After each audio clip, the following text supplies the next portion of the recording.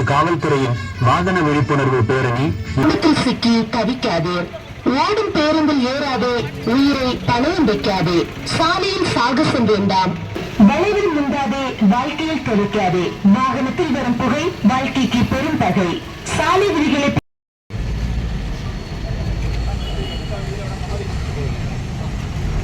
Back வருமானம்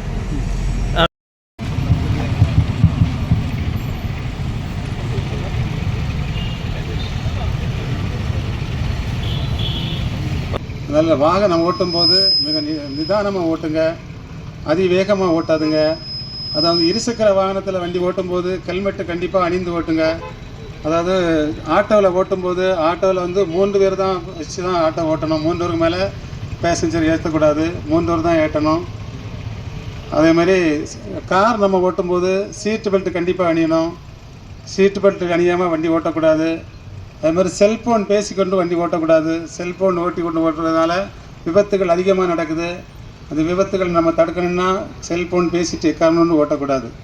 அப்புறம் auto ஓட்டுநர்களுக்கு எங்களுடைய காவல்துறையின் ஒரு பணிவான வேண்டுகோள், பாலத்தின் மேல் வந்து எக்காரணம் கொண்டு ஆட்டோவை நிப்பாட்டாதீங்க. ஆட்டோவும் காரும் எக்காரணம் கொண்டு நிப்பாட்டாதுங்க. நீங்கள் ஒரு சிலருக்கு வந்து நிப்பாட்டிடுறீங்க. இப்போமோ என்ன பண்ணுங்க, நியாயமான தொகை தான் நாங்கள் வாங்குறோம். நீங்கள் அந்த பேசஞ்சரோட சண்டை போட்டுக்காதீங்க. யாராவது ஒருத்தர் பண்ணுறது என்டையர் ஆட்டோ டிரைவர்ஸோட இதையும் ஸ்பாயில் பண்ணுது. சண்டை போடாமல் எவ்வளோ பெட்டிஷன்ஸ் வருது, இவர் இவ்வளோ கேட்குறாரு அவ்வளோ கேட்குறாருன்னு சொல்லிட்டு எங்களுக்கு நிறைய வருது. இண்டிவிஜுவலாக ஒவ்வொரு பர்சன் ஒரு ஆட்டோ பேரில் மென்ஷன் பண்ணியே வருது. இது எல்லாத்தையும் பார்வையும் கெடுக்கும் இல்லைங்களா? அதனால் நீங்கள் கேட்டால் கூட அதோட கேட்குற விதத்துலேயே நான் கொடுத்துட்டு போயிடணும். பாருங்கள் சார், இன்றைக்கி டீசல் விலை இது இருக்குது, இப்படி இருக்குது, எங்கள் கஷ்டத்தையும் பாருங்கள், அதனால தான் இங்கேருந்து இது இவ்வளோ கேட்குறோம் அப்படிங்கும் போது நம்மளையும் யோசனை பண்ணுற மாதிரி பேசுங்க.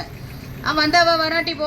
சில இடங்கள் இப்படி பேசுகிறாங்க, இவ்வளோதான் ஏறுங்க, ஏறாட்டி அடுத்த ஆட்டோ பாருங்கன்னா அவன் அந்த டைலாக் அப்படியே எழுதுறாரு.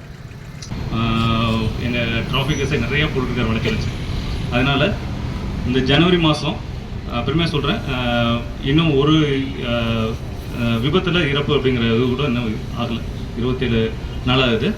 ஸோ நான் ஃபேட்டல் அப்படின்ற ஒரு இது வந்து நம்ம ஜூரிஸ்டிக்ஷனில் இதுவரையிலும் இல்லை.